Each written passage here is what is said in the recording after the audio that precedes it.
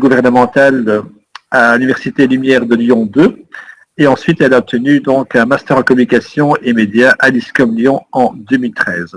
Alors, nous allons parler des relations de presse. Donc, sans plus tarder, je vais céder la parole à Camille et vous aurez donc l'occasion de poser vos questions, comme je viens de vous l'avertir, donc aussi bien par le chat que par les mains levées. Voilà. Alors, Camille, je te cède la parole bien volontiers et nous t'écoutons. Merci beaucoup, Didier. Bonjour à tous. Je suis ravie d'être avec vous ce matin. Je vais essayer de vous présenter un petit peu succinctement ce que sont les relations presse et comment les maîtriser. C'est vrai que c'est souvent un sujet qui est compliqué. Alors, je vais commencer par partager mon écran puisque j'ai une présentation support. Voilà. Alors, je dirais que pour commencer, l'important c'est de comprendre les médias. C'est vrai qu'on dit souvent en fait qu'on n'arrive pas à toucher les journalistes, on n'arrive pas à faire des stratégies de relations presse qui sont efficaces, mais en fait c'est souvent aussi parce qu'on ne se pose pas vraiment la question de comprendre comment les journalistes et les médias travaillent. Donc c'est vrai que c'est important de commencer par les types de presse, puisqu'en fait chaque type de presse a ses besoins. C'est-à-dire que vous n'allez pas vous adresser de la même manière à un journaliste ou un média qui est un média écrit, quotidien, hebdomadaire ou mensuel, ou un site web, ou une radio, ou une télé. Typiquement, la radio aura besoin de son. Donc, par exemple, envoyer un communiqué de presse à une radio, ça a très peu de chances d'aboutir. Mieux vaut proposer une interview ou vraiment un échange. Pareil avec la télévision, il faut qu'ils aient évidemment des choses à filmer. Les sites web, disons qu'ils sont beaucoup plus dans l'instantanéité, donc il faut s'attendre à quelque chose d'assez rapide en termes de réactivité.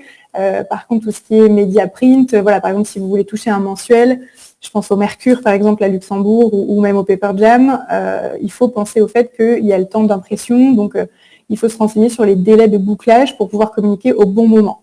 Ça, c'est vrai que c'est très important. Au-delà des types de presse, il faut différencier les types de contenus. Ça, c'est aussi quelque chose qu'on mixe en fait assez souvent. C'est-à-dire qu'on confond articles de presse avec, par exemple, publi rédactionnel ou voire même publicité. C'est pas du tout la même chose. C'est vrai que donc l'article de presse, c'est vraiment ce que nous, en relation presse, on espère obtenir en travaillant avec les journalistes, en leur suggérant des informations intéressantes. Mais évidemment, ce sont eux qui ont le mot final, on va dire. Est-ce que oui ou non ils décident d'en faire un article ?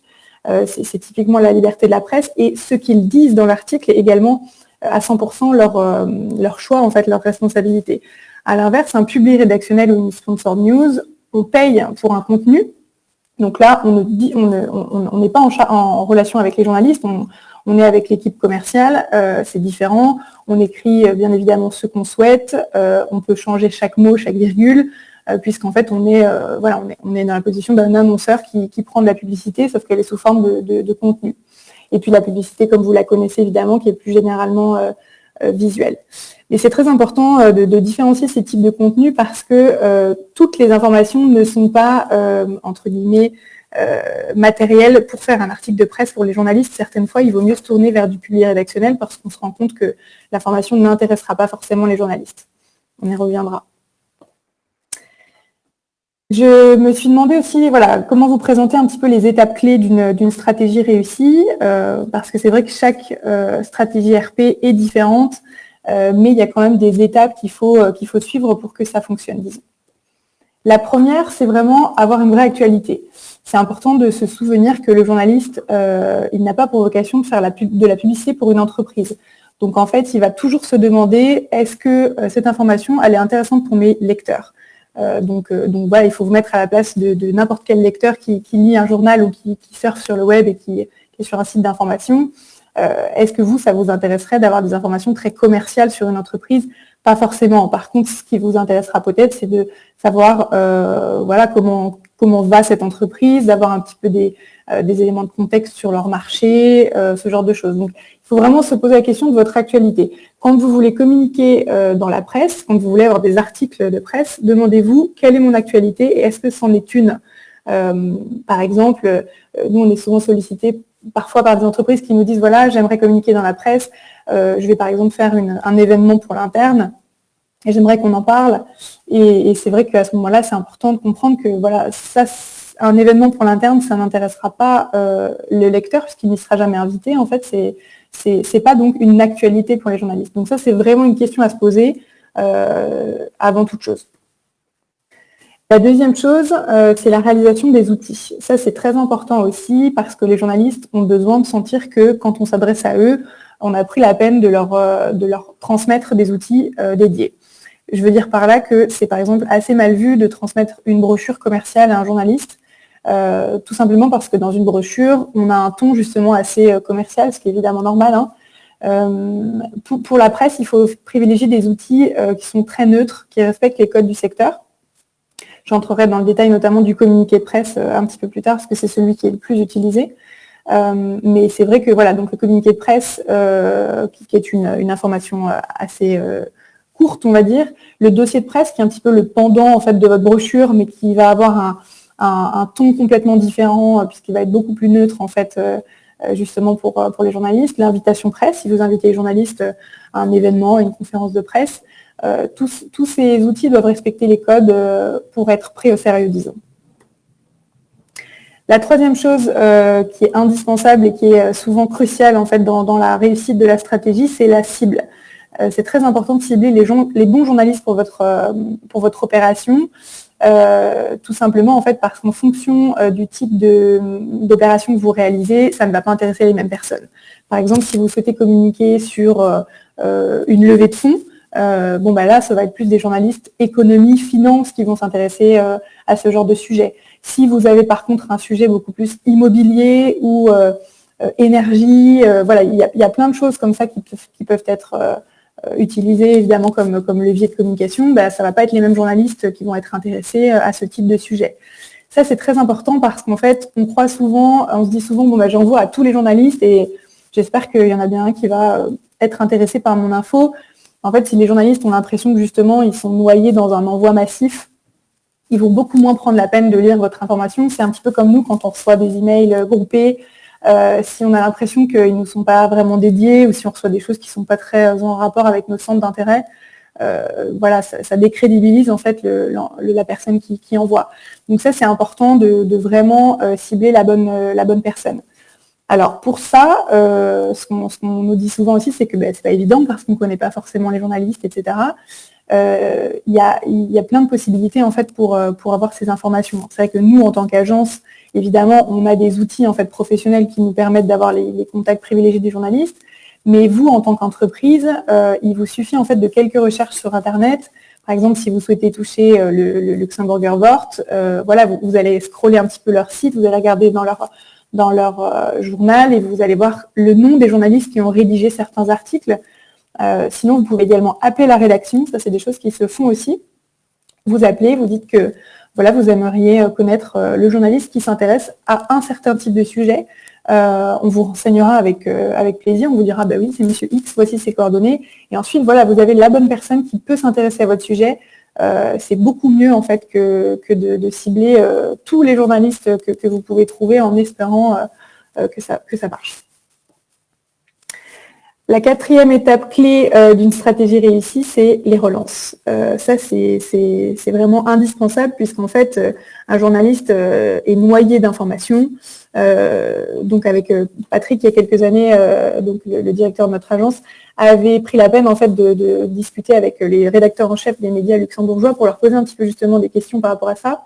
Et il en était ressorti qu'un journaliste reçoit plus de 100 communiqués de presse par jour en moyenne. Donc c'est pour vous dire en fait à quel point les informations sont noyées. Si on se contente d'envoyer une information par email à un journaliste et d'espérer qu'il la reprenne, on a très très peu de chances d'aboutir à un résultat, sauf si évidemment on annonce une information révolutionnaire, mais c'est rarement le cas quand même. Donc la relance en fait c'est vraiment le moyen de s'assurer que le journaliste a pris la peine de lire votre information et puis se rappeler un petit peu à son bon souvenir. Historiquement, la relance, elle est téléphonique. Maintenant, aujourd'hui, il existe d'autres outils, si vous n'arrivez pas à avoir un journaliste au téléphone, comme les réseaux sociaux professionnels, donc Twitter et LinkedIn notamment, qui vous permettent aussi d'envoyer un petit mot en disant voilà, je me suis permis de vous faire passer une information qui me paraissait intéressante, est-ce que vous l'avez reçue, n'hésitez pas si vous avez des questions. Ça c'est quelque chose qui se fait, mais quoi qu'il en soit, relancer par téléphone, c'est vraiment important. La très grande majorité du temps, quand vous avez le journaliste, il vous dit qu'il n'a pas reçu l'information, parce qu'en fait, tout simplement, il ne l'a pas lu. Donc, c'est un moyen justement de lui dire, je me permets de vous le renvoyer, et hop, vous le renvoyez tout de suite après l'appel. Évidemment que vous avez plus de chances qu'il le lise à ce moment-là. Il faut être tenace, c'est souvent cette partie en fait qui est la plus longue, la plus difficile.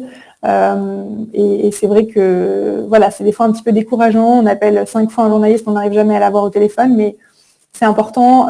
Sans les relances, une action a très très peu de chances d'aboutir. La 5e étape clé, c'est le fait de communiquer régulièrement. En fait, souvent, les entreprises ne communiquent pas du tout avec la presse. Une fois, font l'effort de se dire, bon, là, je pense que mon info, elle est assez intéressante, je vais y aller et je communique auprès de la presse. Font du coup tous les efforts relatifs, justement, de relance, de créer un lien avec les journalistes. Et puis ensuite, silence radio pendant des années. C'est dommage parce qu'une fois que vous avez créé un lien avec un journaliste ou des journalistes qui se sont intéressés à votre entreprise, c'est intéressant de les tenir au courant en fait de vos avancées. Ça ne va pas forcément systématiquement donner lieu à des articles, mais vous nourrissez un lien en fait avec des journalistes et ça c'est super important. Sinon, il faut tout recommencer en fait si vous communiquez que 3 ans après, par exemple, tous les efforts fournis précédemment retombent à zéro, disons. Alors, concrètement, comment on fait pour communiquer avec la presse? Donc, il y a différents types d'interactions. Celles qu'on connaît assez bien, donc qui sont celles-ci, donc la conférence de presse, qui est on va dire le format qui était privilégié pas mal ces dernières décennies. Le communiqué de presse qu'on envoie par email et l'interview téléphonique.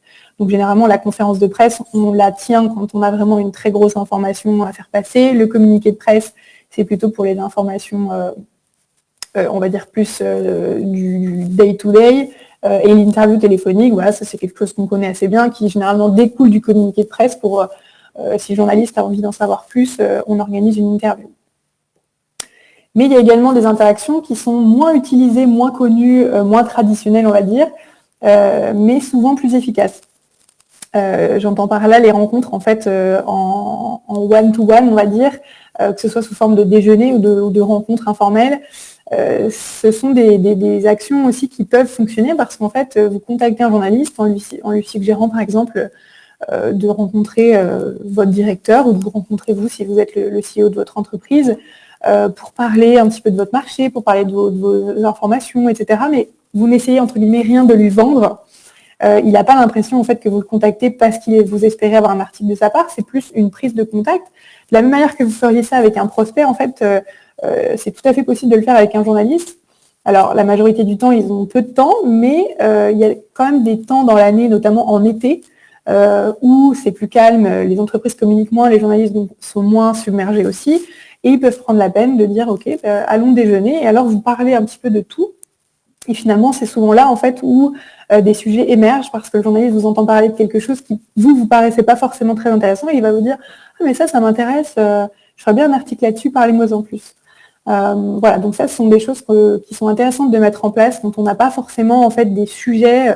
Souvent, les gens nous disent « On n'a pas vraiment de sujet, mais on aimerait bien communiquer dans la presse. » Eh bien, c'est plus intéressant alors de mettre en place ce genre d'interaction, en fait, informelle, qui peuvent déboucher sur des vraies relations de confiance et sur aussi la sollicitation de la part des journalistes. Par exemple, si vous avez pris la peine de vous faire connaître et de créer un lien avec un journaliste, si un jour il crée un article sur votre milieu, par exemple vous travaillez dans la sidérurgie et il fait un article là-dessus, il peut tout à fait vous appeler pour avoir une citation ou votre avis en fait sur l'évolution de ce marché.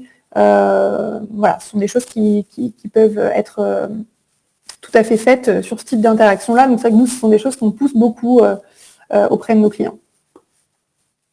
Donc, on va rentrer un petit peu plus en détail sur l'outil vraiment que tout le monde utilise, qui est le communiqué de presse. C'est vraiment l'outil phare en fait des relations presse. C'est celui que je vous conseille aussi si vous voulez communiquer sur vos actualités.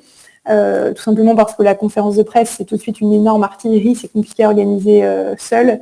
Et puis c'est surtout très difficile, surtout en temps de pandémie, d'organiser ce genre de choses. Et le communiqué de presse, c'est vraiment l'allié en fait de toute stratégie, mais il faut encore une fois, il faut savoir comme il faut le préparer. Donc, on va rentrer un petit peu dans les règles à suivre justement pour faire un bon communiqué de presse qui puisse intéresser les journalistes sur votre info et votre actualité. il doit être court, ce communiqué de presse, donc on dit 1 à 2 pages maximum. Si ça peut tenir en 1 page, c'est vraiment mieux. Ça, c'est important. Si vous commencez à faire un communiqué de presse qui fait 3-4 pages, en fait, il ne sera même pas lu, parce que ça veut dire que c'est beaucoup trop de choses. Il faut vous imaginer qu'en fait, le journaliste, il devrait pouvoir, dans l'absolu, faire copier-coller de votre communiqué de presse et le mettre dans son article, en fait, l'utiliser comme un article. Donc, c'est pour ça que ça doit être court et que ça doit être informel et surtout neutre, en fait. Voilà, vous devez parler de votre entreprise à la 3e personne. Voilà, pour donner comme ça un effet, en fait, de distance. Évidemment, pas mettre dans un communiqué de presse « nous venons de faire », nous sommes très heureux d'annoncer. Ça, ce ne sont pas des formulations en fait, qui conviennent pour les journalistes. Il vaut mieux annoncer voilà, l'entreprise Takaneo vient d'embaucher 5 nouveaux collaborateurs, par exemple. Voilà, même si c'est nous qui communiquons, c'est important de parler de nous à 3e personne dans un communiqué de presse. Ensuite, c'est important aussi de focaliser sur une seule actualité. On a souvent tendance à se dire, bon, bah, puisque je communique, pour une fois que je communique dans la presse, je vais parler du fait qu'on vient de changer de bâtiment, qu'on a embauché un nouveau collaborateur, qu'on lance un nouveau produit. Et en fait, on veut tout dire, tout mettre. Ça ne marchera pas. C'est important de faire un tri et un choix dans votre actualité phare, parce que c'est celle-ci que vous allez pousser. Ça ne marche pas, en fait, d'essayer de trop mettre de choses dans une action, en fait. C'est important aussi de rappeler quand même les fondements de votre société, en fait, tout simplement parce que le journaliste peut-être ne vous connaît pas du tout, ne sait pas ce que vous faites. Donc, quand même redire, voilà, dans quel milieu vous vous situez, quel est votre... faire une sorte de petit pitch un petit peu voilà, de votre entreprise, depuis quand vous existez, qu'est-ce que vous proposez sur le marché, ce genre de choses. C'est important de remettre dans l'actualité dans un contexte. Accompagné d'un visuel, c'est également indispensable. Si vous ne le faites pas, dites-vous que le journaliste, très rarement, en fait, vous demandera une photo. C'est-à-dire que soit, en fait, on donne tout au journaliste et alors il a tout en main pour pouvoir faire un article. Et s'il a une photo, alors dans ce cas-là, il peut la mettre. Soit, si on ne lui envoie pas de visuel, il va faire sans, en fait. Et c'est dommage parce qu'un article sans visuel, ça, c'est encore des choses, je pense, que vous connaissez. C'est les mêmes règles sur les réseaux sociaux, etc. Mais évidemment, sans visuel, ça accroche moins. Et puis sans visuel, c'est souvent des articles qui sont plus petits aussi. Donc ça, c'est des petites choses, mais à penser. Ensuite, concrètement, une action communiqué de presse, ça marche comment? Donc l'étape 1, c'est le choix et l'angle du sujet. Je vous disais tout à l'heure, la base de la base, c'est d'avoir une vraie actualité à communiquer. Il faut aussi être en mesure, en fait, d'angler le sujet pour qu'il soit intéressant pour les journalistes. Je vais vous donner par exemple un petit exemple. On travaille avec Takaneo pour la chaîne de supermarché Lidl depuis quelques années sur leur relation presse. Typiquement un sujet compliqué parce que c'est vraiment une chaîne de distribution, c'est très commercial, ça peut donner l'impression comme ça que c'est très commercial. Et donc il y a quelques années, ils nous avaient dit voilà, on voudrait communiquer dans la presse sur notre nouvelle gamme de produits de fin d'année. Et donc, on avait dit, non mais ça passera jamais, les journalistes ne vont pas faire un article sur votre gamme de produits de fin d'année, c'est beaucoup trop commercial. Donc, on avait suggéré, en fait, d'angler ça différemment, et on a réalisé une étude de marché, en fait, au Luxembourg sur les habitudes de consommation des ménages au moment de Noël.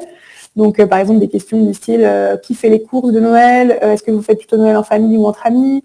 Est-ce que c'est plutôt le 24 ou le 25, etc. Et donc, on avait eu comme ça les résultats de cette étude, menée du coup par un institut de sondage évidemment, mais commandité par Lidl.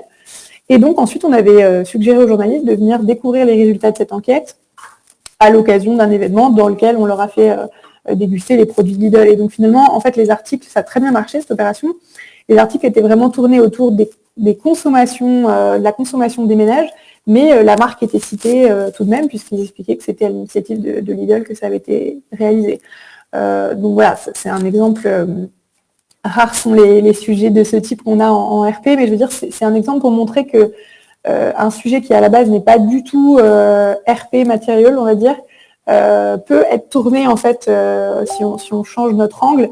Certaines fois, il faut accepter que ça sera un petit peu moins centré sur soi et sur son entreprise, mais ça reste une manière de communiquer quand même. Donc une fois qu'on a fait notre choix de sujet et qu'on l'a bien anglé en pensant justement aux journalistes et à la manière dont eux pourraient réagir à cette info, on rédige le communiqué de presse. Donc, comme je vous disais, voilà, en faisant attention à parler de soi à la troisième personne, rester distancié dans les propos, faire attention à ne pas être trop encenser, par exemple, votre entreprise. Ouais, il faut rester assez neutre, finalement. L'étape 3, donc la sélection des journalistes dont j'ai parlé aussi plus tôt, qui est indispensable, je le redis. Je pense aussi, voilà, on nous dit souvent qu'est-ce que vous pensez des emails généraux, par exemple rédaction @ quotidien ou ce genre de choses. Pourquoi pas, ce sont des boîtes qui sont consultées par tous les journalistes de la rédaction. Si vous n'avez pas de possibilité, si vous n'avez pas réussi à trouver quel journaliste pouvait être intéressé, vous pouvez aussi envoyer à ces boîtes mail, mais voilà, vous allez avoir quand même moins de chances d'avoir un retour. Donc vraiment, la sélection des journalistes, c'est très très important. Ensuite, vous envoyez votre communiqué de presse par email. Pensez bien, quand vous envoyez votre communiqué de presse, si vous avez fait du coup la sélection des journalistes, c'est toujours intéressant de faire des emails personnalisés. Ça, c'est pareil, c'est aussi quelque chose qui prend du temps, mais ça marche mieux. C'est-à-dire qu'entre un seul email avec tous les journalistes en CCI et votre communiqué de presse, et 15 emails, parce que voilà, il n'y a pas non plus des milliards de journalistes, 15 emails où vous allez dire bonjour monsieur X, bonjour madame Y, je me permets de vous envoyer cette information, etc. N'hésitez pas à me contacter. Je veux dire, forcément, ça a un petit peu plus d'impact. Donc moi, je vous conseille très fortement les envois personnalisés. Généralement, ça prend 1h30 au lieu de 35 minutes si vous faites un envoi généralisé, mais vraiment, ça a des résultats. Quand vous envoyez votre communiqué de presse par email, vous faites un email d'accompagnement assez succinct, mais qui rappelle quand même pourquoi vous envoyez le communiqué de presse. Et ce qui est très important aussi, c'est de soigner votre objet. C'est vraiment la première étape de sélection en fait, des journalistes, on va dire, c'est qu'ils regardent l'objet du mail. Je vous conseille très fortement de commencer l'objet par CP, qui veut dire communiqué de presse. Ça, c'est vraiment un petit tips, on va dire, que tous les journalistes reconnaissent. En fait, ils savent que du coup, vous leur envoyez un communiqué de presse. Et puis ensuite, essayez d'avoir une accroche quand même intéressante. Finalement, on reprend le titre du communiqué de presse si on peut, si ça tient, pour qu'ils sachent en fait de quoi ça parle. Voilà, donc vous envoyez votre email. Je vous conseille de l'envoyer le matin, évitez l'après-midi et voilà, évitez les vendredis. Par exemple, bon, ça marche jamais très très bien, mais par contre, tous les autres jours de la semaine, pas de problème.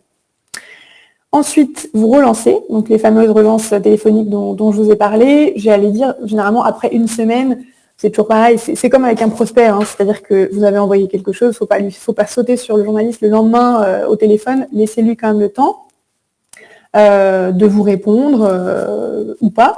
Et ensuite, au bout près d'une semaine, vous relancez donc les journalistes et vous faites comme ça. Nous, on tient des tableaux de suivi des contacts pour voir un petit peu. Alors lui, est-ce que je lui ai parlé? Qu'est-ce qu'il m'a dit? Est-ce qu'il m'a demandé de le rappeler dans quelques temps ou pas? Voilà. Donc de la manière que, encore une fois, vous feriez avec des prospects, vous tenez votre tableau de suivi pour savoir un petit peu où ça en est. Et puis vous êtes tenace. Ce que je disais souvent, c'est qu'une étape de relance, ça dure 3 semaines généralement après un communiqué de presse, parce que en fait, vous allez appeler une fois, puis on va vous dire oui, je vais regarder, et puis rappelez-moi. Vous allez laisser passer encore une semaine avant de rappeler.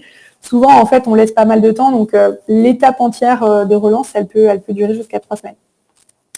Et puis la dernière étape, c'est donc le suivi et la récupération des articles.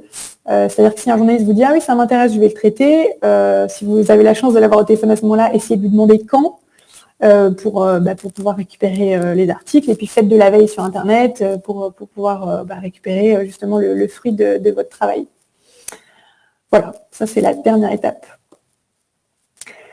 Alors, maintenant, je voudrais parler d'un sujet qui est très important aussi dans les relations presse, c'est le media training.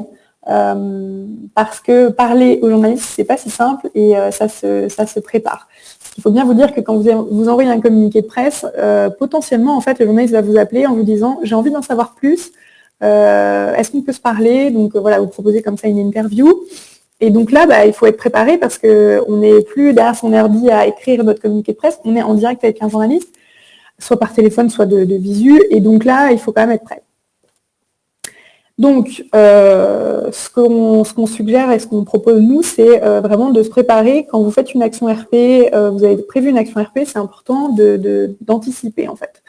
Donc, souvent, on réalise un Q&A pour essayer de réfléchir un petit peu à toutes les questions que pourrait poser le journaliste. Alors, on va assez loin dans cet exercice, généralement, on essaie de penser un peu à toutes les questions difficiles, évidemment, c'est tout l'intérêt, hein, qu'on n'aimerait pas nous poser, on se dit « j'espère qu'ils ne me demanderont pas ça », mais et s'ils vous le demandaient, quelle serait votre réponse?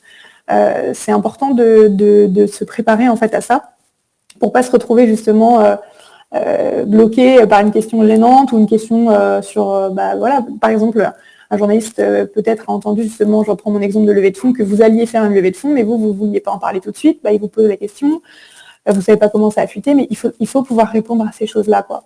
Donc voilà, tout l'intérêt du Q&A.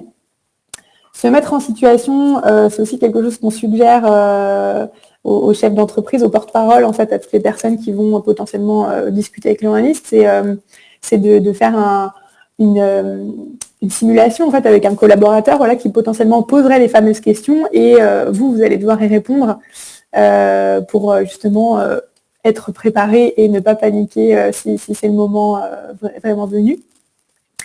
Se renseigner sur le journaliste, alors ça c'est aussi quelque chose qui est bien vu en fait si vous voilà, vous avez fait votre opération communiqué de presse et puis vous avez 2 journalistes qui vous ont demandé des interviews par exemple, très bien. C'est important de se renseigner sur ces personnes, taper leur nom sur Google, regarder voilà, quels sont les derniers articles qu'ils ont rédigés pour voir un petit peu leur centre d'intérêt. Et puis c'est toujours intéressant quand vous rencontrez aussi un journaliste de lui dire « Ah, j'ai lu votre dernier article sur tel sujet ». Tout de suite, ça établit un lien de confiance. Il se dit que vous avez pris la peine de vous intéresser à lui, à son travail. Donc ça met tout de suite dans de bonnes dispositions. Ensuite, une fois que l'interview est là, alors l'interview ou l'échange, encore une fois, je parlais tout à l'heure de l'importance des échanges informels, des rencontres que vous pourriez avoir avec les journalistes hors opération, ça fonctionne aussi. C'est important d'avoir en tête ces messages clés. Par exemple, avant de voir un journaliste, voilà, demandez-vous qu'est-ce que je voudrais qu'il ressorte comme message clé dans l'article. Donnez-vous-en 2, 3 maximum, 1 c'est encore mieux, et répétez encore et encore ces messages dans votre discussion pour vraiment que ça soit ancré. Savoir dire non, ça c'est aussi quelque chose, en fait, on a souvent l'impression quand on parle avec des journalistes qu'on n'a pas trop le droit de dire non, je ne veux pas répondre à cette question. Si, c'est votre droit complètement. Ne vous sentez pas obligé de répondre à certaines questions si vous ne le souhaitez pas. Vous pouvez tout à fait répondre, écoutez, je ne souhaite pas m'exprimer sur le sujet. Ce ne sera pas mal pris, en fait, au contraire. Il faut vraiment pas hésiter à faire ce genre de choses. Et justement, du coup, dans la même veine, ne jamais user du « cela reste entre nous ». Ça, j'insiste sur ce point parce que voilà, nous, on a déjà eu de nombreux exemples de personnes en fait qui, lorsqu'ils sont avec un journaliste, se sentent en confiance. Hein, souvent, ça se passe comme ça. Les journalistes sont des personnes très sympathiques et donc vous discutez avec eux, vous vous sentez à l'aise et puis ils vous posent des questions comme ça, un petit peu pour voir et puis vous vous sentez à l'aise. Alors vous répondez puis vous dites non, mais par contre ça reste entre nous. Ça ne restera pas entre vous. Ça c'est clair et net. Voilà, je pense à j'ai l'exemple d'une banque pour laquelle nous avons travaillé avec Takaneo. On avait organisé pas mal d'interviews à l'occasion des 30 ans de cette banque avec le fondateur. Et par exemple, il donnait un petit peu l'historique du bâtiment et puis il disait, en fait, vous savez quoi, historiquement, ça appartenait à une petite mamie, on a acheté ça pour une bouchée de pain, on a eu une chance folle. Enfin, et puis au moment de le dire, il s'est dit, ah, ça donne pas très bien. Et puis donc il a dit, non, mais ça, par contre, ça reste entre nous. Oui, bien sûr, et évidemment que c'était dans le chapeau de l'article, voilà, et le directeur était furieux, mais malheureusement, ce qui est dit, donc faites attention à ce qui sort de votre bouche quand vous parlez aux journalistes. Alors, je voulais vous présenter aussi 2 case studies, parce que donc là, j'ai parlé de pas mal de règles un petit peu à suivre, essayer de vous donner des clés pour comprendre les étapes clés et les choses à savoir sur comment mener une action. Mais du coup, je voulais vous présenter aussi 2 actions qui sont tout à fait différentes qu'on a menées pour des clients, pour vous montrer un petit peu dans le concret.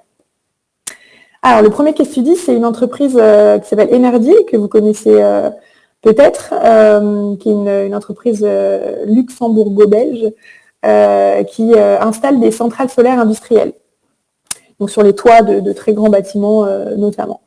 Donc nous, on a travaillé avec cette entreprise pendant plusieurs années, et puis il y a eu un moment donné où ils avaient pour objectif de faire parler de l'entreprise. Ils disaient voilà, ça serait bien qu'on communique dans la presse, il se passe plein de trucs chez nous en ce moment, et notamment on a de très grands projets en Afrique en ce moment, où on vient d'installer une centrale solaire industrielle au Congo qui est la plus grande du pays, voilà, quelque chose d'assez impressionnant au niveau technique, etc. Donc, on a décidé d'angler justement le communiqué de presse sur l'installation de la centrale solaire et puis le côté justement très successful en fait de cette installation, de montrer que voilà une entreprise belge ou luxembourgeoise réussissait parfaitement sur le territoire africain sur ce genre de choses. Ça permettait d'électrifier des villages entiers, d'amener de l'électricité justement dans des zones rurales qui n'en avaient pas, etc. Au niveau de la cible, en fait, du coup, on a décidé de cibler les deux pays dans lesquels était implantée la société, donc la Belgique d'une part, le Luxembourg d'autre part. Je dis d'une part et d'autre part parce que c'est très important de ne pas communiquer de la même manière dans ces deux pays. On a très souvent des entreprises voilà, qui sont implantées dans ces deux pays, soit c'est la France aussi, ou l'Allemagne, peu importe, mais très souvent ça reste la Belgique et le Luxembourg, et puis on a tendance à croire que le communiqué de presse qu'on avait prévu pour la Belgique, on va aussi l'envoyer au Luxembourg et ce sera très bien. En fait, non, ça ne fonctionne pas comme ça. D'ailleurs, les journalistes luxembourgeois détestent ça parce qu'ils ont l'impression qu'ils ne sont pas considérés, justement. Et voilà, il faut bien vous dire qu'un journaliste s'intéresse à son terroir, je vais dire, son territoire. Donc, un journaliste belge va s'intéresser aux entreprises belges et à ce qui se passe en Belgique. Et un journaliste luxembourgeois va s'intéresser aux entreprises luxembourgeoises et à ce qui se passe au Luxembourg. Donc voilà, je vous expliquerai comment on a fait, mais on a quand même splitté les actions. Et qu'est-ce qu'on a choisi comme format outil? Le fameux communiqué de presse qui était tout indiqué pour ce genre d'informations. Donc on a rédigé et envoyé un communiqué de presse avec des visuels. Alors le process concret qu'on a suivi pour cette opération, à peu près un mois avant le moment où on voulait communiquer. Donc on a fait tout ce qui est le choix de l'angle, comment est-ce qu'on va parler de ça, rédiger, donc on a fait la rédaction évidemment de l'outil, du communiqué de presse, et on l'a traduit. Tout simplement parce que quand on communique en Belgique, c'est quand même important d'avoir le communiqué de presse en néerlandais, pour la presse flamande. Au Luxembourg, c'est pas nécessaire, même si on a un plurilinguisme dans ce pays, mais en fait, les journalistes sont habitués à avoir des choses en français. La seule chose que peut-être je suggère, c'est de l'avoir en anglais, votre communiqué de presse, pour la presse anglophone. Je pense à Delano, Chronicle.lu, le Luxembourg Times, par exemple. Ce sont des médias anglophones, donc c'est sûr que s'ils reçoivent le communiqué de presse en anglais, c'est encore moins de travail pour eux. Ils peuvent directement reprendre votre information. En Belgique, par contre, c'est indispensable. Évidemment que si vous envoyez un communiqué de presse en français à la presse flamande, ça ne marchera pas du tout. Donc voilà, on a fait le travail de traduction. Ensuite, à peu près 2 semaines avant l'opération, on a réalisé donc les fichiers presse sur les deux pays. Donc là, par exemple, on s'est intéressé aux journalistes économie et entrepreneuriat, je vais dire, donc journalistes qui aiment parler des belles histoires d'entreprise et justement des entrepreneurs qui bougent et qui ont des entreprises qui fonctionnent bien, mais aussi aux journalistes énergie, puisque là, en l'occurrence, c'était vraiment un sujet sur l'installation de centrales solaires industrielles, donc l'électrification, l'énergie, etc. Ensuite, le jour J, donc on a diffusé notre communiqué de presse. Alors, la différence entre ce que je disais tout à l'heure, la Belgique et le Luxembourg, en fait, elle était très, très, très, très fine. C'est juste que quand on a envoyé le communiqué de presse en Belgique, on a présenté Enerdil comme une société belge. Et on est revenu, donc comme je vous disais tout à l'heure, sur les fondements de la société. Donc voilà, qu'est-ce qui s'est passé en Belgique un petit peu depuis la création de l'entreprise. On a notamment mentionné aussi, par exemple, le dernier chantier phare d'Enerdil en Belgique. Et au Luxembourg, on a fait l'inverse. C'est-à-dire qu'on a présenté Enerdil comme une société luxembourgeoise et on a aussi mentionné la dernière installation au Luxembourg pour recentrer en fait l'information vraiment sur le territoire du journaliste et lui montrer que si on s'adresse à lui, c'est en fait parce qu'on lui parle d'une entreprise de son territoire. C'est super important parce que si on avait envoyé le communiqué de presse belge où on parle de ce que Enerdil a fait en Belgique au Luxembourg, on n'aurait même pas été lu en fait. Ça c'est clair. Donc on diffuse le communiqué de presse le jour J, donc sur la presse belge, en français et en néerlandais, donc en fonction des journalistes qu'on avait ciblés et de leur langue, et journalistes luxembourgeois. On avait accompagné de visuels également à notre communiqué de presse. Là, en plus, on avait des superbes photos donc des centrales industrielles en Afrique. Et puis ensuite, à partir du moment où on a diffusé le communiqué de presse et jusqu'à environ 3 semaines après, on a fait nos relances téléphoniques et on a organisé des interviews.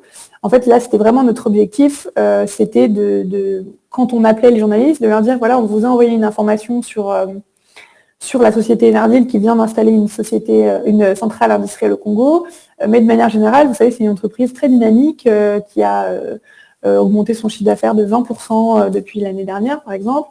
On pensait que ça pourrait être intéressant pour vous d'en parler avec le dirigeant. Et donc, voilà, il y a pas mal de journalistes qui ont répondu « Ah oui, bah, en effet, ça peut être intéressant ». Donc, au final, on a eu 5 interviews organisées sur le format rencontre one-to-one. Donc, 2 en Belgique, 3 au Luxembourg. Donc là, ce sont vraiment 5 journalistes que le dirigeant a rencontrés. Et c'était super intéressant, en fait, parce que du coup, il a vraiment créé une vraie relation avec eux. Et c'est vrai que c'est incomparable, en fait, ce genre de choses. Donc ça, si vous ne faites pas de relance, si vous envoyez votre communiqué de presse et que ça s'arrête là, bon, déjà, vous avez peu de chances d'avoir des reprises, mais en plus de ça, il n'y aura aucune interview. C'est quand même très rare que le journaliste réponde en disant « je veux une interview ». Ça arrive, heureusement, mais la majorité du temps, quand même, il faut venir leur suggérer, il faut voilà, leur mettre le pied à l'étrier, on va dire, pour les intéresser. Donc voilà, ça c'est un très bon exemple en fait de l'importance des relances. Et sur toute l'action, on a eu à peu près 15 articles parus en tout, puisqu'il y a quand même des articles qui sont parus sans avoir besoin d'interview, évidemment. Hein. Ça ne fonctionne pas toujours avec des interviews, mais certaines fois oui. Deuxième case study, donc là c'est un sujet tout à fait différent, c'est l'organisation de communication autour de la nuit de la culture de Esch-sur-Alzette. Donc ça, c'est un événement culturel en fait qui est organisé par la ville de Esch-sur-Alzette tous les ans. Et donc nous, on travaille avec eux à l'agence depuis plusieurs années. Et chaque année, en fait, l'objectif, c'est d'avoir un écho médiatique sur cet événement, évidemment, en amont pour donner envie aux gens de venir, et puis en aval pour montrer tout ce qui s'est passé. Donc là, de manière générale, on a choisi au niveau de l'angle, il n'y avait pas besoin de chercher des angles spéciaux, c'est vraiment présenter l'événement de manière assez simple. Notre cible, c'était la presse luxembourgeoise, et là, on s'est spécialisé dans les journalistes culture, évidemment. Typiquement, là, c'est aussi l'importance de la cible, hein, c'est que, voilà, forcément, si vous avez le mail du journaliste culture, bah, vous avez 1000 fois plus de chances d'avoir un retour sur ce type d'action. Au niveau du format, on a organisé des interviews à peu près 2 mois avant l'événement, pour pouvoir voilà, faire parler de l'événement bien dans l'amont. Puis on a fait un petit communiqué de presse à peu près 2 semaines avant l'événement pour remettre un petit coup sur l'événement. Process assez similaire finalement que ce que je vous ai déjà présenté, donc sauf un peu plus longtemps en avance puisque c'était une opération plus longue dans le temps. Mais on commence toujours par le choix de l'angle et la rédaction des outils. Là, en plus du communiqué de presse, on avait aussi fait un dossier de presse. Donc un dossier de presse, c'est un dossier qui peut aller de 8 à 16 pages à peu près. Et on en a besoin en fonction des sujets, quand on a beaucoup de choses. Par exemple, là, sur un événement comme ça, c'était important parce qu'il fallait pouvoir présenter toute la programmation, plus voilà, la vision de la ville, etc. Donc ça ne tient pas en un communiqué de presse, il y a beaucoup trop de choses. Donc là, il faut faire un dossier de presse qui regroupe tout ça. Notre fichier presse à J-3 mois, J-2 mois, donc là, on a contacté les journalistes et on leur a proposé des interviews sans même envoyer de documents, en fait. Ça, c'est aussi quelque chose que vous pouvez faire. Là, on les a contactés en leur disant, voilà, il va y avoir la nuit de la culture dans 2 mois. Est-ce que ça vous intéresse d'en parler avec le dirigeant? Ah oui, ok. Et hop, les interviews se réalisent, en fait. On n'est pas forcément obligé d'avoir toujours un outil support. Ensuite, donc, on a organisé les interviews, je dirais, pendant à peu près 1 mois, puis elles se sont tenues. J-15 jours, on a diffusé notre communiqué de presse d'annonce, où là, on était beaucoup plus voilà, sur une petite page, en fait, où on redonne les infos clés, ça se passe où, ça se passe quand, et qu'est-ce qui se passe concrètement, hein, voilà, et pour avoir des articles très précis et que les gens aient envie de venir. Et puis J+1, on a renvoyé un petit communiqué de presse bilan, où là, on a envoyé plein de photos, on a donné des chiffres sur le nombre de personnes venues, etc. Alors, au niveau des résultats, on a eu 8 interviews organisées sur le format rencontre one-to-one. Donc, voilà, après, c'est sûr que c'est un événement qui intéresse, hein, donc il y a de l'intérêt de la part des journalistes qui est Enfin, je veux dire, ils répondent bien à ce genre de choses, mais voilà, il y a quand même eu 8 interviews, ce qui est pas mal. Et en tout, on peut compter, on va dire, sur une quarantaine d'articles parus, en tout et pour tout, donc entre les différentes étapes de l'action. Donc, j'arrive sur la fin de ma petite présentation. Je vais essayer de refaire un petit résumé de ce qu'il faut retenir, on va dire. Donc, la première chose, essayer de se mettre à la place des journalistes pour arriver à mieux les intéresser. C'est voilà, c'est vraiment ce qui va vous aider en fait à définir si votre angle choisi est bien, si votre information peut intéresser ou pas. C'est vraiment prendre de la hauteur en fait sur son info, parce que souvent, vu nous on a la tête dans le guidon et forcément on trouve que notre information est super intéressante parce qu'elle nous concerne en fait, et puis souvent c'est des choses sur lesquelles on travaille depuis des mois, des semaines. Donc, on a l'impression que c'est super intéressant, mais prendre un peu de hauteur, ça permet de se rendre compte, est-ce que ça va vraiment intéresser un journaliste ou pas. Accepter de faire le tri dans ces actualités, c'est important aussi. Certaines entreprises ont beaucoup de choses à dire, et tant mieux pour elles, mais du coup, voilà, elles veulent faire un communiqué sur un sujet X en février, puis sur un sujet Y en mars, puis sur un sujet Z en avril. Ça ne marchera pas. Le journaliste, il ne va pas parler de vous toutes les 3 semaines ou tous les mois non plus, donc il faut faire des choix pour vraiment communiquer sur les infos qui vous paraissent essentielles, celles qui auront le plus d'impact. Et mieux vaut une bonne action qui a très bien marché plutôt que 4 actions en peu de temps qui n'auront pas marché, parce qu'en fait, ce sera trop pour les journalistes. Choisir les bons outils et les bonnes approches, donc ça, on en a parlé. Je pense que vraiment, l'outil qui vous sera le plus utile, c'est vraiment le communiqué de presse. C'est aussi pour ça que je me suis arrêtée dessus. Les bonnes approches, c'est cette manière, voilà, notamment dans les relances, de proposer des interviews, suggérer ce genre de choses. Franchement, on n'ose pas trop des fois. Et puis, ce qui est compliqué aussi, c'est que quand on est son propre patron, qu'on parle de sa propre entreprise, c'est toujours un petit peu difficile de suggérer ça. Donc, dans ces cas-là, je vous suggère de travailler avec une personne qui va appeler et qui va dire, voilà, je vous suggère une interview avec le dirigeant de l'entreprise. Ça marche toujours mieux que quand vous dites, est-ce que ça vous intéresse de parler avec moi-même? C'est tout de suite un peu plus compliqué, évidemment. Et enfin, s'armer de patience. Les relations presse, c'est vraiment des opérations de long terme. C'est d'ailleurs pour ça qu'elles sont si frustrantes et que énormément de personnes, enfin nous, c'est vraiment voilà, le retour qu'on a souvent quand les entreprises viennent vers nous, c'est qu'elles nous disent j'ai essayé plein de fois, ça n'a jamais marché, les journalistes ne sont pas réceptifs, donc c'est très vite déceptif et on se décourage. Mais voilà, si on suit les règles et qu'on s'adresse à eux de la bonne manière et qu'on est patient, ça finit quand même par marcher. Voilà. Alors, attendez. J'ai terminé ma petite présentation. Je vais arrêter le partage. Voilà, merci Camille. Au revoir. Félicitations pour cette présentation. Merci. C'était vraiment très intéressant. Je ne sais pas s'il y a des questions pour Camille. Vous pouvez donc poser vos questions via la main levée ou alors via le chat. N'hésitez pas, si vous avez eu des expériences ou des choses. Voilà, David a une question pour toi. Ah, il a coupé son micro de son côté. On ne vous entend pas, David. Non. Ça y est. Ah, ça va. Non, c'est reparti. Ah non, c'est à nouveau. Attendez. Ouais, c'est reparti. Marche là. Ça y est, c'est direct. bon. Bonjour David. Bonjour et merci de nouveau pour la présentation.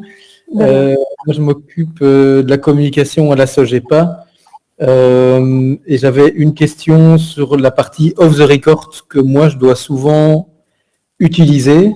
Qui jusqu'à présent ne m'a pas posé de problème, mais je ne vais pas non plus dans les données hypersensibles, mais souvent ou régulièrement, je laisse augurer que je partage une information avec, mais qu'il ne faut pas l'utiliser parce qu'elle mettrait en péril le projet, pour faire peser un peu de responsabilité sur le journaliste quant à l'aboutissement du projet pour une entreprise.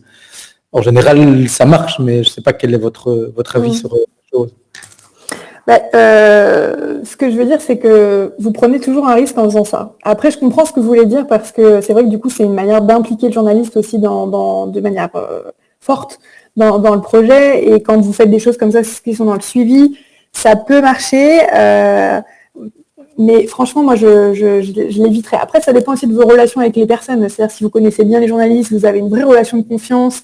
Moi, c'est des choses que j'ai pu faire aussi avec des journalistes que je connais très bien, en disant, écoutez, je ne vais pas vous en dire plus, mais il va se passer quelque chose pour telle entreprise dans les prochains mois, je vous tiendrai informé en primeur, etc.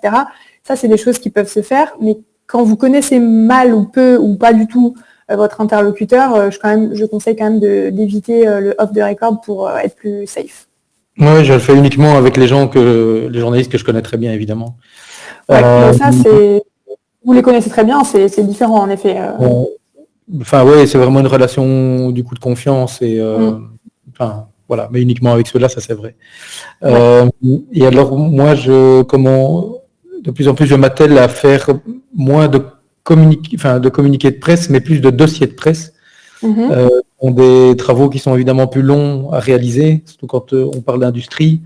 En général, et là je le partage peut-être aussi avec tout le monde, ça marche assez bien, dans le sens où le fait d'être très détaillé sur certaines techniques, technologies, quand on s'adresse à l'éco, aux trends, ce genre de choses, c'est des choses qui sont automatiquement restituées, je veux dire, dans les articles.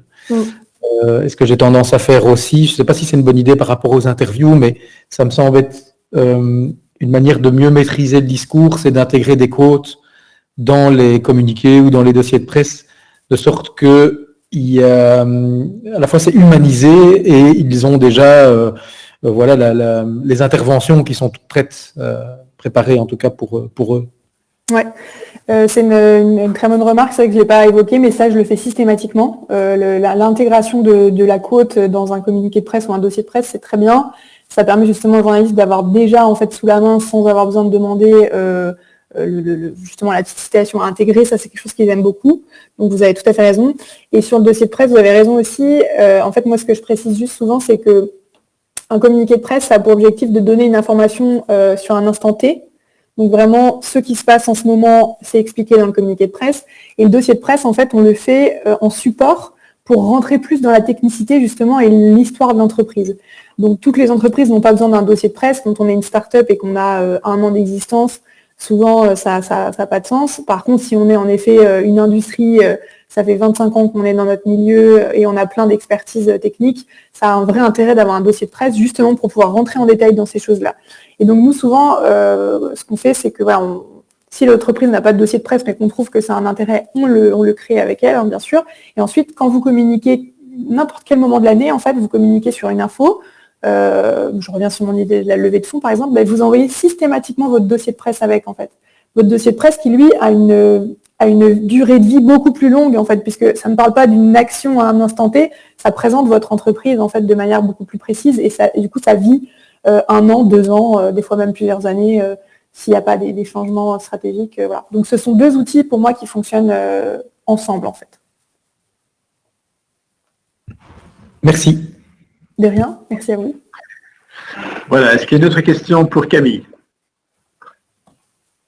Alors, moi, j'en ai une, Camille, pour toi. Suite à la Covid, depuis 1 an, est-ce que justement ce comportement par rapport à la presse a évolué et dans le futur, va-t-on aller vers une nouvelle forme de communication ou bien va-t-on revenir vers la partie traditionnelle comme on a connu dans le passé? Alors, je pense que ça a évolué quand même pas mal parce que en fait je veux dire le côté très très traditionnel, c'était vraiment la conférence de presse. Enfin, voilà, les entreprises avaient un peu cette habitude à tout bout de champ. Il fallait faire une conférence de presse pour annoncer quelque chose. Ça a été complètement stoppé avec la pandémie, évidemment. Et en fait, du coup, on a réussi beaucoup plus à intégrer en fait le fait que les interviews, en fait, si on veut rencontrer un journaliste et discuter avec lui, ça peut très bien se faire avec une personne à la fois, en fait, et donc on s'adapte beaucoup plus au calendrier de chacun et aux contraintes aussi physiques de je ne peux pas me déplacer, ce genre de choses. Et donc ça, c'est vraiment, je trouve, en train de changer. Ça fait déjà un petit moment. Ça dépend des marchés aussi, hein. Moi, j'ai beaucoup travaillé sur la France. C'est un marché qui était plus mature peut-être déjà là-dessus, un petit peu moins au Luxembourg, mais ça vient beaucoup maintenant. Voilà, après, je pense que les outils de base resteront les outils de base, mais par contre, je pense aussi aux interactions avec la presse, c'est-à-dire qu'avant, on relançait systématiquement un journaliste par téléphone. Aujourd'hui, on a beaucoup plus de facilité à lui envoyer un petit mail sur LinkedIn, par exemple, chose qui ne se faisait pas du tout avant, mais qui est très bien reçue aujourd'hui. Donc, Donc oui, ça suit en fait l'évolution finalement de nos usages à nous. De la même manière, voilà, on compare souvent une relation journaliste comme une relation prospect, et du coup de la même manière ça évolue en fait. Ok, merci. Est-ce qu'il y a d'autres questions pour Camille? Je vais également poser une question par rapport notamment justement au comportement des journalistes. Est-ce que durant cette période Covid, ils étaient à l'écoute comme dans le passé, ou est-ce qu'il y a eu quand même quelques réticences par rapport à cette période? Ils ont été assez à l'écoute parce qu'en fait les entreprises ont, c'était pareil, mais ont complètement arrêté de communiquer pendant les premiers temps en fait, en sachant pas trop ce qui allait se passer. Et donc du coup à ce moment-là ils étaient assez à l'écoute parce que peu de monde communiquait, donc le peu qu'ils le faisaient finalement avait beaucoup plus d'écoute de la part des journalistes. Ce qui était très compliqué aussi, c'est que justement ils n'étaient pas du tout à la rédaction. Donc en fait, si vous n'aviez pas le contact direct du journaliste et que justement votre seule possibilité c'était d'appeler à la rédaction pour dire bonjour, je voudrais parler de ci ou de ça, en fait vous n'aviez personne. Personne n'était là pour vous répondre. Donc ça a forcé aussi vraiment l'individualisation du contact avec le journaliste, d'aller chercher la bonne personne pour pouvoir justement la contacter via différents milieux. Mais je dirais que leur intérêt était toujours là. Eux, ils ont continué à faire leur métier sans discontinuer, on va dire. Alors parlons du futur. Maintenant que, entre guillemets, tout va à nouveau s'ouvrir, les sociétés auront bien évidemment besoin de communiquer. Ça va être la ruée vers l'or à la rentrée de septembre. Comment gérer ça? Ouais, comment gérer ça? Justement, c'est vraiment, je pense, pour sortir du lot, en fait, c'est vraiment l'individualisation de la relation avec le journaliste qui va vous permettre de faire ça. David parlait juste avant du fait que c'était des journalistes qui connaissaient bien. Mais justement, en fait, quand on connaît les personnes et qu'on a des relations de confiance avec elles, on arrive beaucoup mieux à sortir du lot.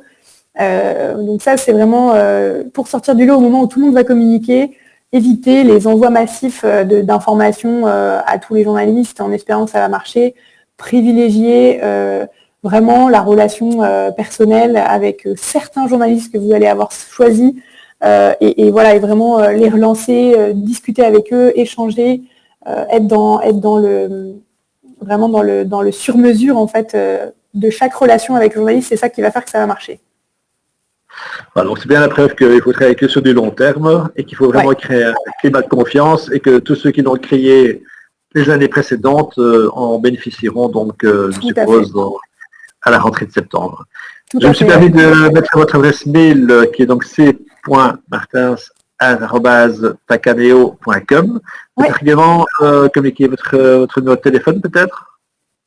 Oui, si vous voulez. Je vais peut-être vous donner celui de l'agence, ce sera plus simple. Oui, okay, très bien. Attendez, je le note. Ou peut-être le mettre dans le chat peut-être. Je le note, ce sera plus simple. Et alors il y a plusieurs personnes qui m'ont demandé également si on pouvait obtenir la présentation.